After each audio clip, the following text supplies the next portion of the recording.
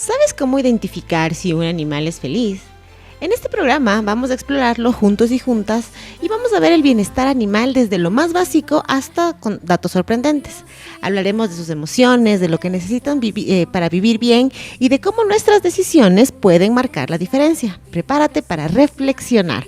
Soy Elizabeth Minda, investigadora y divulgadora científica, y hoy voy a ser su host con... Qué chévere estar acá de vuelta a la 6ª temporada de Estación Divulga Ciencia. Yo soy Paola Guijarro, soy comunicadora ambiental y divulgadora científica, así que muy feliz de estar acá nuevamente con ustedes en este segundo programa ya de la 6ª temporada. Pues vinimos corriendo en esta 6ª temporada, ¿pero por qué? Porque estamos recargados y con toda la tecnología para que este programa sea lo más divertido para ustedes, así que si eres nuevo, tal vez no nos conocías en redes y te estás integrando a nuestro programa, puedes seguirnos en todas las plataformas, estamos en todas las redes sociales y también estamos aquí gracias al apoyo de la OEI Ecuador. También estamos transmitiendo desde esta que ya es nuestra casa, nuestro segundo hogar, que es la Facultad de Ciencias Administrativas de la Escuela Politécnica Nacional, a quienes agradecemos un montón por el espacio, y también a todos los que nos escuchan y nos ven, ¿no es cierto?, a cada divulga científico y científica que está detrás de cámaras y nos están viendo, así que no seríamos nada sin ustedes. Y también obviamente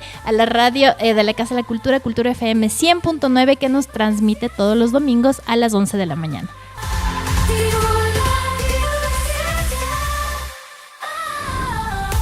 Agudiza tus sentidos, porque Estación Divulga Ciencia está por despegar. Hoy levantamos el telón de un montón de ideas que te harán alucinar.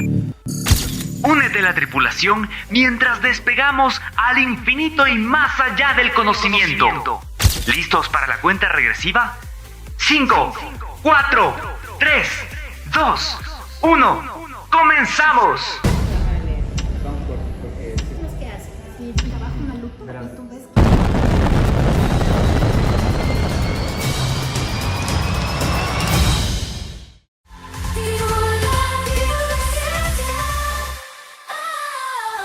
Vamos a hablar ahora del tema del bienestar animal, ¿cierto? Tenemos una invitada muy especial además, pero yo quería contarles antes de empezar, pues una noticia, como dice el Robert, una noticia que no pediste. Pero ¿sabías que los perros pueden detectar emociones humanas? Y pues hay estudios que demuestran que algunos perros no solo entienden nuestro tono de voz, sino que también pueden reconocer expresiones faciales, detectar si estamos enojados, felices, tristes, porque el bienestar que tenemos nosotros también es el de ellos, ¿no? Entonces de eso es lo que vamos a hablar el día de hoy con nuestra invitada. Hoy nos acompaña Shadi Heredia. Ella es médica veterinaria diplomada en rehabilitación de fauna silvestre, además tiene un diploma en bienestar animal y bioética aplicada a animales bajo cuidado humano, y trabajó como veterinaria residente en el Quito Zoo y como coordinadora de campañas de cooperativas del PAE. Muchas gracias, bienvenida Shadi el día de hoy. Muchísimas gracias a ustedes, al espacio también, qué gusto estar acá. Y bueno, pues hablemos de este tema tan apasionante que es para mí también el bienestar animal. Y ya que entras en eso, Shadi, ¿qué es exactamente el bienestar animal? Bueno, dentro de las definiciones que se han dado a este concepto son los intentos que tienen los animales por hacerle frente al ambiente, ¿sí? Es el estado del animal para hacerle frente al ambiente que está pues atravesando en ese momento, y aquí intervienen 3 componentes, que es el estado fisiológico del animal, sus emociones y también la oportunidad o la capacidad que tienen para expresar comportamientos naturales. A eso se refiere el bienestar animal.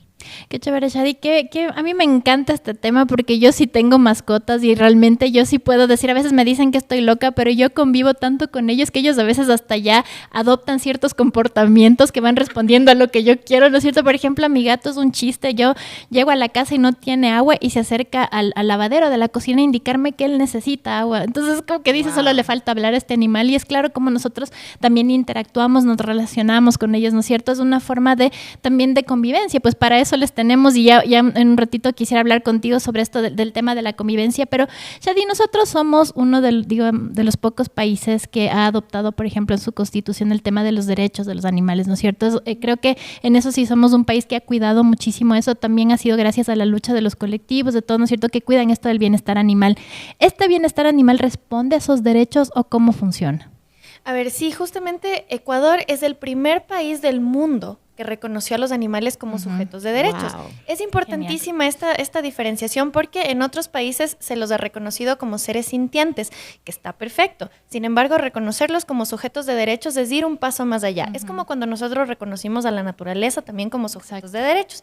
Entonces, esto obviamente implica que como sociedad tenemos que hacer un cambio de visión, ¿no es cierto? Un cambio en cómo nosotros tenemos esta perspectiva no solo del cuidado, sino del respeto hacia los animales.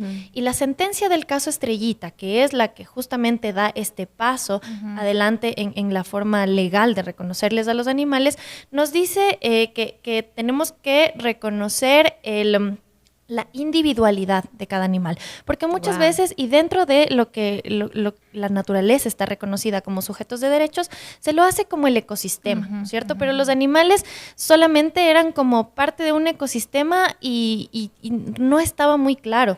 De hecho, cuando se hace la Constitución en 2008, pensamos que justamente el darle el reconocimiento a la naturaleza podía ayudar a los animales, pero nos topamos con esta pared que el río tenía derechos y tenía derecho a ser reparado, por ejemplo, por una contaminación, pero los toros de Lidia, por ejemplo, en ese momento no tenían derechos y podían seguir siendo abanderillados y hasta ahora pueden seguir siendo utilizados en estos espectáculos, y por lo tanto es que hemos seguido luchando para obtener este reconocimiento que era realmente muy importante y muy necesario.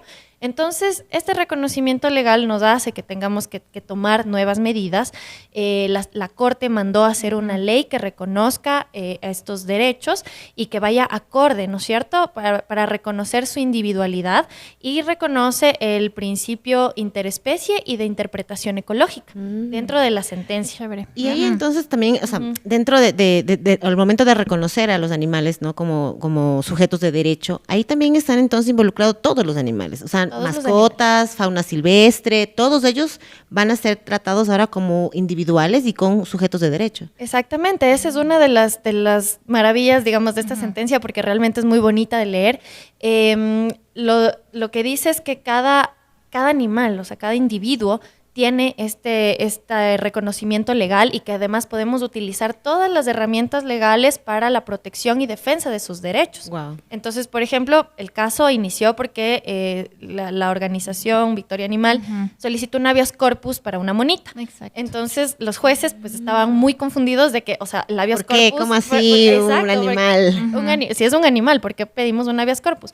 Entonces, después de todo el proceso, se determina que efectivamente, al ser sujetos de derechos, los animales también, a través de las personas, pueden acceder a todas estas acciones legales para proteger sus derechos. Y Shadi, ¿cuál es un derecho de un animal? Porque sí nos cuesta muchas veces de entender. Los derechos están asociados pues a los humanos, ¿no es cierto? Sabemos que tenemos derecho a la educación, derecho a la vida, a la libre expresión, bla, bla, bla. Pero ellos no hablan, ¿no es cierto? Y nosotros decimos cómo garantizar y cuáles son estos derechos para que nos quede un poco más claro. Justamente, como la sentencia siempre se enfocó un poco en el caso de la mona estrellita, que es un animal silvestre, uno de los derechos principales, por ejemplo, de toda la fauna silvestre es a vivir en su hábitat. Chévere. Y el principal derecho que ellos tienen es que si por alguna razón no pueden estar en su hábitat, pues lo primero que se tiene que hacer es propender, por ejemplo, a su rehabilitación para la reinserción en su hábitat, porque ese es su derecho, ¿no es cierto?, de vivir libre en un ambiente donde pueda desarrollarse, donde pueda estar con un ambiente en su sano. hábitat, en su hábitat saludable. Ya. De ahí, si es que por cualquier razón, qué sé yo, un accidente que a un ave, por ejemplo, no le permite volar, a un animal que se le tuvo que amputar una patita por cualquier razón, que tenga que vivir bajo cuidado humano, entonces ahí se dan otros derechos, como por ejemplo la garantía del bienestar animal. Okay. Entonces, el bienestar animal es una herramienta que tenemos para garantizar los derechos de los animales. Y en temas, perdón, Eli, que quería preguntar, porque es bien interesante ese tema de los derechos de los animales que no lo comprendemos. Por ejemplo, los jueces, los abogados ya saben cómo manejar esto. Porque yo siento que acá todavía hay un vacío de conocimiento, ¿no es cierto? Entonces, es como que yo digo, si voy y denuncio esto, ¿realmente ya estamos capacitados acá como para atender este tipo de situaciones? La verdad, y siendo sinceros, no estamos preparados todavía para porque esto. esa respuesta. Exactamente, o sea, tenemos todavía un camino muy largo por recorrer y justamente el tema de los jueces es algo muy importante que necesitan mucha capacitación en esto. De hecho, a raíz de la sentencia hemos tenido algunos casos, pero antes de esto, por ejemplo, teníamos casos de tráfico de especies que está en el Código Orgánico Integral Penal, ¿no es cierto? Pero claro, íbamos al juez de flagrancia con las pruebas, con el animalito ahí que había sido traficado y mascotizado, y la persona me decía, pero es que por un mono, ¿cómo le voy a mandar presa a la persona? Puede ser. En la cara.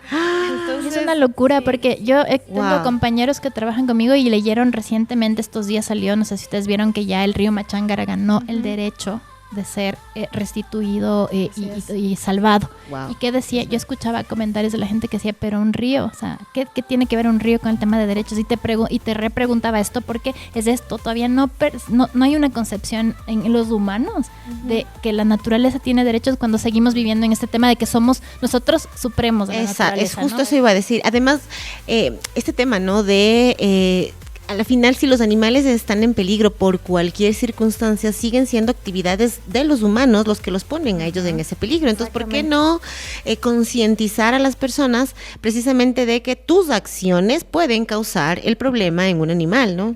Exactamente, y ese es uno de los puntos centrales de esto, ¿no? O sea, los animales muchas veces ni siquiera necesitan nuestra ayuda, al menos la fauna silvestre, por ejemplo, lo único que necesitan es que su hábitat tenga las condiciones para que ellos puedan simplemente reproducir sus vidas, ¿no? O sea, no podemos tampoco nosotros llegar como los salvadores de la fauna silvestre. Exacto. Claro. Pero claro, nosotros mismos estamos destruyendo sus hábitats, estamos incursionándonos en estos espacios naturales, entonces por eso mismo, por esta razón es que tenemos que entender que los animales no tienen la culpa, ellos realmente terminan siendo víctimas muchas veces de los humanos y por lo tanto a eso también actividades. Exacto, claro. se refiere la protección de sus derechos. Es un símil, no es como que yo fuera a tu casa, invado tu casa, me pongo ahí, la destruyo y es como, ¿por qué? O sea, es lo que dice la Shadi, ¿cierto? Muchas veces nosotros somos invasores y no es que vamos a ayudar, sino que vamos a dañar, entonces ahí entender por qué los animales y la fauna silvestre, la fauna urbana también tienen sus derechos, creo que ha estado muy claro con estos ejemplos, Shadi. Bueno, y ahorita nos centramos un poco en ese tema de fauna silvestre, ¿no? Que quizás para las personas que vivimos como en la ciudad es un poco más lejano, ¿no? Y lo que está como más cerca de nosotros es la fauna de casa, o sea, la fauna urbana, ¿no? Nuestras mascotas. Y bueno, yo al principio les decía, ¿no? Que a veces nuestras mascotas entienden o ven o sienten nuestros sentimientos, si estamos tristes, estamos enojados o lo que sea. La Pau ya nos daba el ejemplo ahí. Pero entonces, ¿los animales tienen sentimientos, Shadi? ¿Sí? ¿Podemos decir que sí en ese sentido? ¿O cómo es esa relación que tenemos con esa mascota que tenemos en casa? Sí, no solo sentimientos, sino justamente estas emociones y la conciencia de ellas. O sea, está totalmente comprobado. De hecho, hay el consenso, acuerdo de Cambridge, si no estoy mal, y el acuerdo de Nueva York, que fue hace un par de años, donde los científicos llegan a este acuerdo que los animales tienen conciencia, es decir, que experimentan el mundo de forma subjetiva, muy parecido a los humanos. Entonces, no solamente eso, o sea, claro que pueden expresar sus emociones, muchas veces son evidentes, digamos, para nosotros, sobre todo con los animales que conviven con nosotros y han coevolucionado con nosotros. Para otros quizás son un poquito más difíciles, quizás no podemos saber si una iguana está feliz o triste por sus expresiones faciales.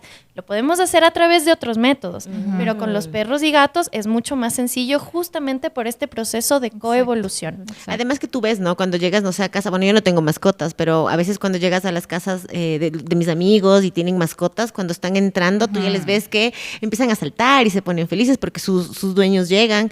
Entonces, o sea, sí podríamos decir que ellos experimentan esa felicidad de vernos y la misma que es de verles a ellos, ¿no? Cuando retornamos a casa principalmente. Pero y entonces, ¿qué podemos hacer desde casa para mejorar el bienestar animal en estos que son nuestras mascotas, por ejemplo? Sí, bueno, esa es una muy buena pregunta porque tenemos que entender primero lo que hablábamos del concepto, ¿no es cierto? Es el estado físico, fisiológico de los animales, es decir, que tengan un buen estado de salud que tiene que ver con algunos requisitos, ¿no? Por ejemplo, la nutrición, el espacio donde viven, etcétera. Y de ahí los comportamientos naturales que puedan expresar. ¿Y cómo vamos a conocer qué comportamientos naturales pueden expresar, pues en función de la especie que tengamos. No es lo mismo tener un perro que tener un gato. Muchas veces se ha asociado los gatos, y de hecho hace muchos años en la medicina veterinaria se establecía que los gatos eran como perros chiquitos. Wow. No. Y para nada, ¿no es cierto? O sea, ni siquiera dentro del mismo género de la especie, ¿no? Los unos son caninos, los otros son felinos, entonces no tiene nada que ver. Es como comparar un lobo con un león. Entonces, una vez que entendemos la especie con la que convivimos, pues ahí tenemos que empezar a conocer también su personalidad. Ya. ¿Sí? Justo hay una amiga etóloga que ella se refiere también a que tienen la perronalidad o la gatonalidad, por ejemplo. Ajá. Entonces, eso es bien importante. Es que personalidad está asociada a la persona, ¿no? Por eso es que tienes una confusión Sí, ahí. a mí me encanta ese término, la verdad, y creo que describe muy bien lo que debemos empezar a conocer, porque mira, incluso si es que alguien en casa tiene más de un perrito, por ejemplo, por más que tengamos exactamente los mismos cuidados, la misma persona los esté cuidando, tengan la misma alimentación, todo, pero tienen personalidades diferentes. Pero como pasa con nosotros, pues al final, pues sí, Exactamente, somos dos humanos y exacto, dos hermanos. pero que no se parecen en nada, pero pueden ser- tienen los mismos padres, los mismos genes, todo. Y no necesariamente van a ser exactamente iguales. Son personas distintas, son individuos diferentes con diferentes intereses, por Así ejemplo, es. con diferentes necesidades. Y Shadi, y un poco hablando esto del bienestar, ¿no es cierto? Yo pienso que ahora, o sea, actualmente es como que ya las generaciones ya más de niños, jóvenes, tienen más conciencia y han sido más sensibilizados en los temas, ¿no es cierto? De esto de tener una mascota, de la convivencia y La todo. responsabilidad. La responsabilidad. Yo creo que ha habido un buen trabajo en ese sentido, en el sentido de, porque yo creo que las generaciones ya de la mía hacia más atrás de nuestros padres y todo era como que se criaron con esto de que estamos sobre, yo insisto en esto porque a mí esto me preocupa siempre, que estamos sobre la naturaleza y cuando no es así, no somos uno mismo y deberíamos vivir en armonía, pero hay también esto de que no sé si ustedes lo sienten, pero también esta sobredimensión también ya de nuestras mascotas. O sea, hay gente que ya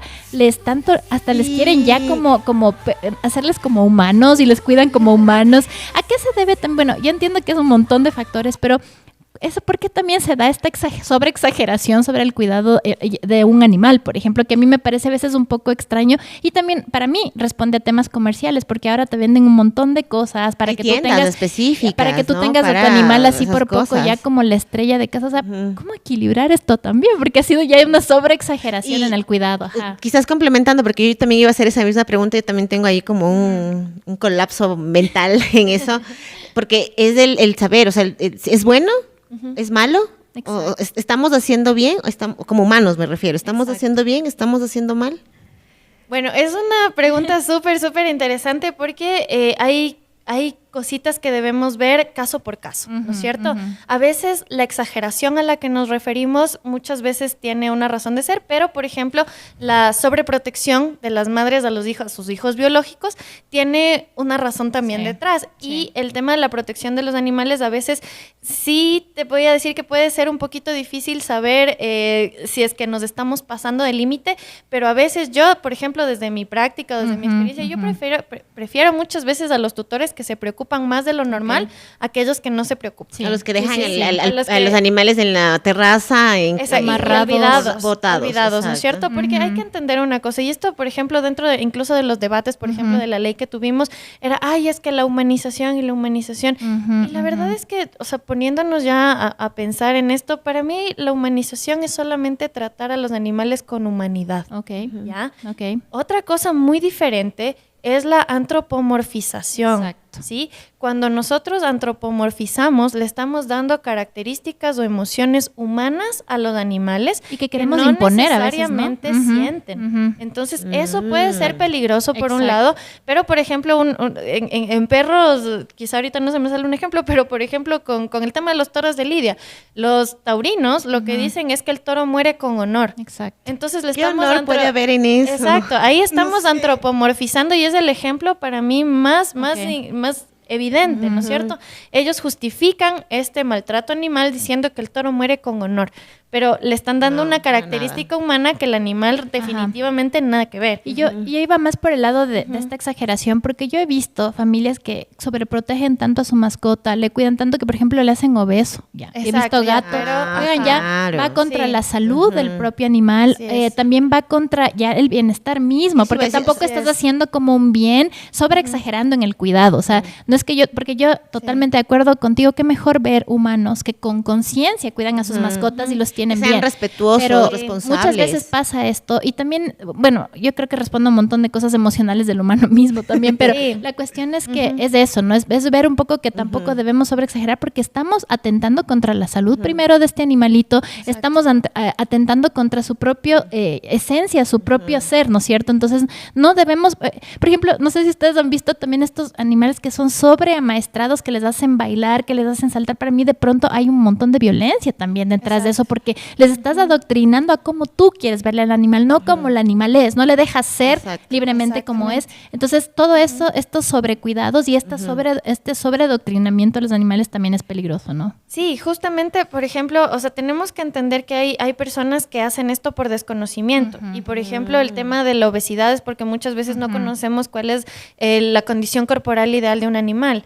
Entonces, eso, por ejemplo, claro, tenemos los parámetros que estábamos hablando, o sea, el bienestar animal es una ciencia y por lo tanto se puede medir, no es subjetivo. O sea, el bienestar animal es objetivo y tenemos parámetros para medirlo. Y justamente, o sea, que un animal, por ejemplo, esté obeso, no es un sobrecuidado ni una sobreexageración. Es una falta de conocimiento de cuál es la condición corporal ideal o que, por ejemplo, también nuestro animalito tiene alguna falla fisiológica. Por ejemplo, los animalitos que tienen hipotiroidismo, pueden también empezar con este tipo de problemas. Entonces necesitamos nosotros con el acompañamiento médico, incluso por ejemplo en otros animales que pueden tener problemas comportamentales, con acompañamiento del profesional en etología, podemos ir manejando todas estas situaciones para que nuestro animal tenga la oportunidad de escoger bien sus emociones que va a expresar, pero también a la par que tenga una salud, por ejemplo, que estemos garantizando justo su derecho a la salud. Y que nosotros conozcamos qué es lo que ellos necesitan. Y justo con esto que acabas de decir ahorita, Shadi, eso significa que este acompañamiento que va a tener este cuidador o el dueño de esta mascota, significa que él tiene que ir cada cierto tiempo, por ejemplo, al veterinario, ¿cierto? Porque el veterinario va a ser la persona que le va a decir, bueno, sí, mira, tu animal está en sobrepeso, ese tipo de cosas. En tu experiencia, ¿cómo crees que está, no sé, aquí, no sé si en el Ecuador, en Quito, las personas recurren mucho al veterinario? O sea, ¿tienen esa conciencia de, no, mi mascota necesita un veterinario, tiene que ir cada cierto tiempo para ver si está enfermo o esas cosas? ¿Hay esa conciencia o todavía no le ven al veterinario como esa persona que acompaña en el cuidado de esa mascota a la que yo quiero?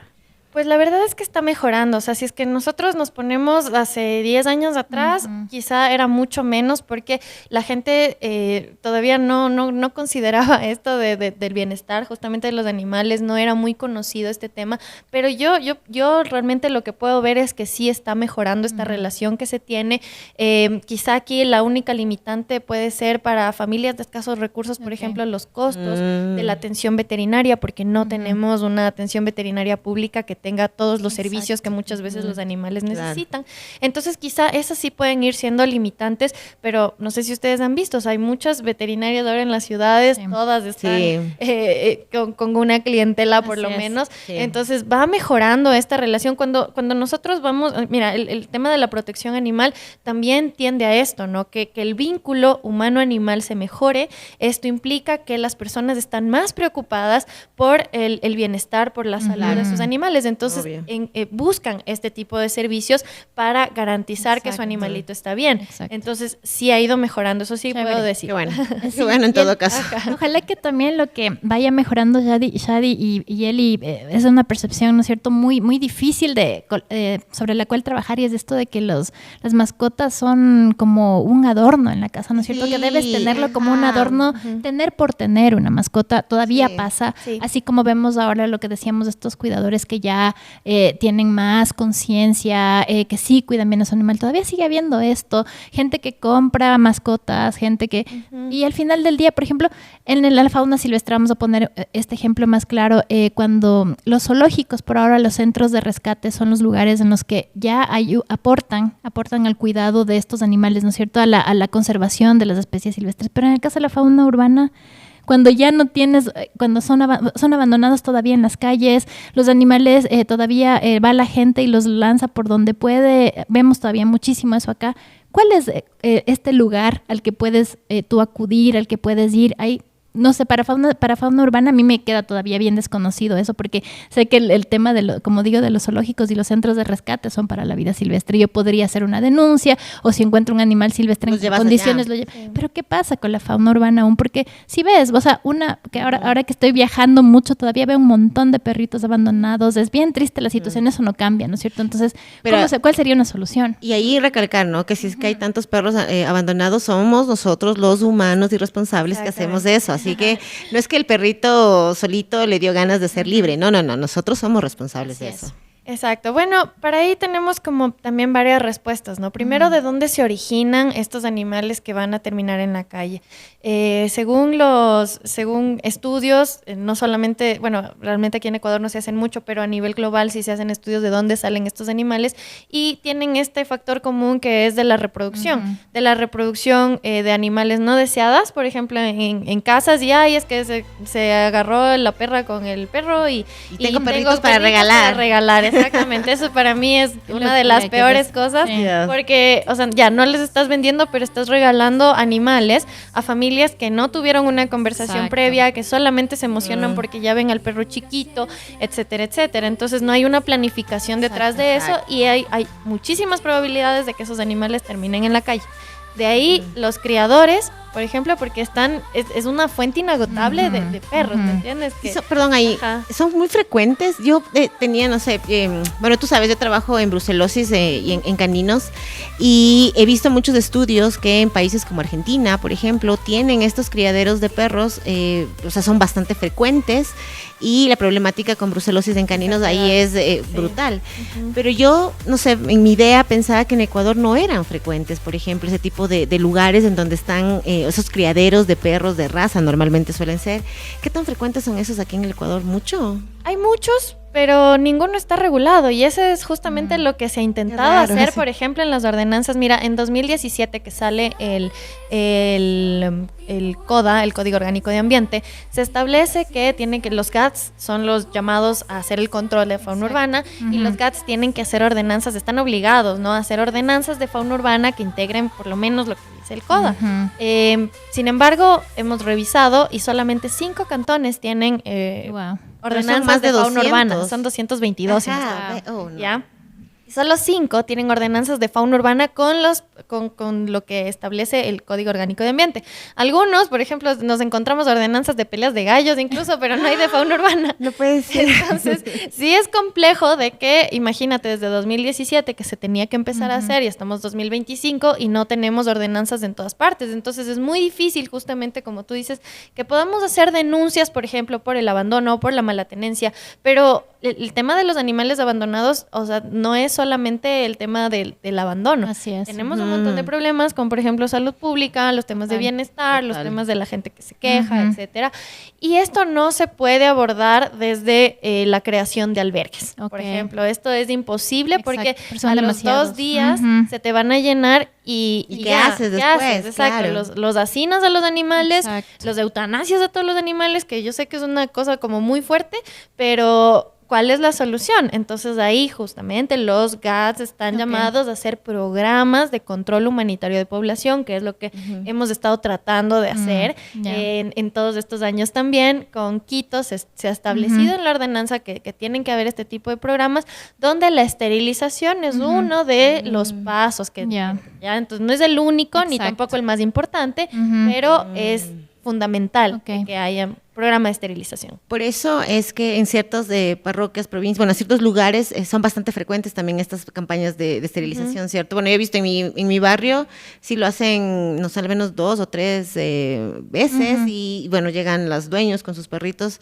Entiendo que eso entonces es parte de esta reglamentación, ¿no? De este CODA, esta parte de la esterilización. Pero a ver, por ejemplo, yo tengo un vecino, es hipotético, ¿no? Tengo un vecino que está maltratando a su perrito.